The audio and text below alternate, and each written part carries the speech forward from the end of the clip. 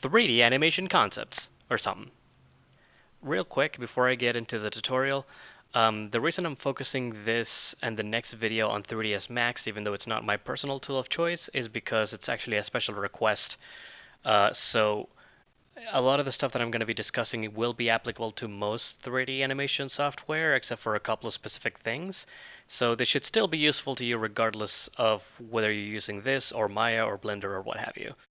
So as you probably know, animation is the illusion of movement resulting from the viewing of sequentially displayed images. Ooh.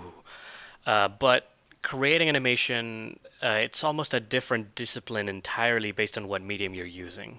Hand-drawn 2D animation relies entirely on the animators crafting all the right images from scratch to properly bring a shot to life. 3D animation, however, is all about math and manipulating that math over time to achieve the desired results. That probably sounds terrible, and it is, but we can unpack it and make it easier to understand. The most common values you'll be working with is axes. You're probably familiar with the concept of dimensions as there being an x-axis and a y-axis representing horizontal and vertical position respectively.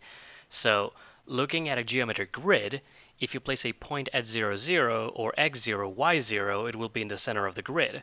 But if you input different numbers, the location of the point changes. Adding a third z-axis perpendicular to x allows you to track points on different planes in digital space. So that's really the basic foundation for all 3D transformations. It's pretty straightforward when it comes to translate and scale, but it's going to get super weird in a second when we talk about rotation. That's because there's this thing called Euler's rotation theorem, which I'm not going to explain here, but it's how 3D programs calculated rotations for a long time. It works with the same basic premise of having an axis and having an object rotate around that axis.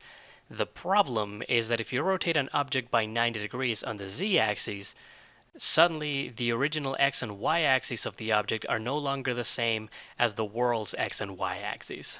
3D programs get around this issue by giving each object its own local axes, thus making it so you can still predictably rotate it the way you want to, even when it's completely offset from the world grid. Alright, so while I was editing this, I realized that I didn't explain that properly, but also there's a couple of other things I wanted to mention. The main thing is that it helps to think about rotational parameters as a hierarchy of control. So you have your object, which is controlled by an axis, and then that axis is controlled by an axis above that, and then that axis is controlled by an axis above that.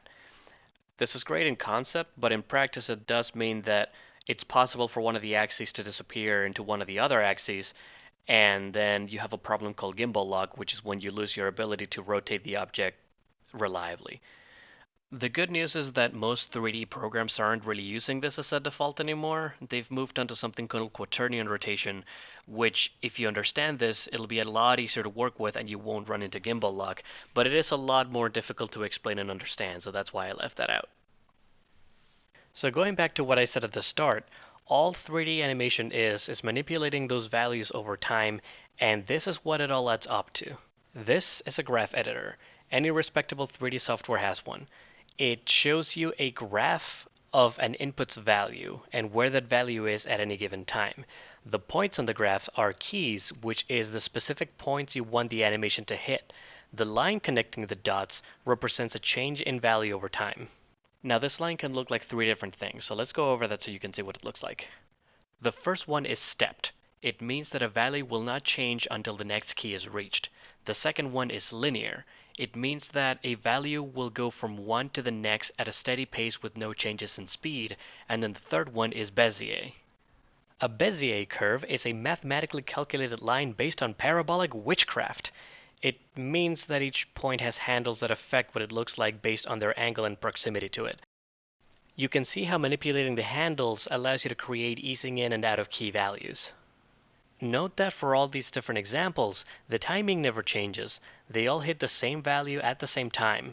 The only difference is how the in-between values are being calculated, and that depends on what the curve looks like in the graph editor. And for the most part, that's it. That's basically all 3D animation is. Even if you're working with a particularly complicated character that has hundreds of controllers on them, the basic premise is still the same: creating key values at specific times and looking for just the right interpolation curves so that those values create a believable and fluid animation. If you can wrap your head around that, you can animate in 3D. So catch the next video to see what it looks like in practice in 3ds Max. Thanks for watching. Also subscribe or whatever.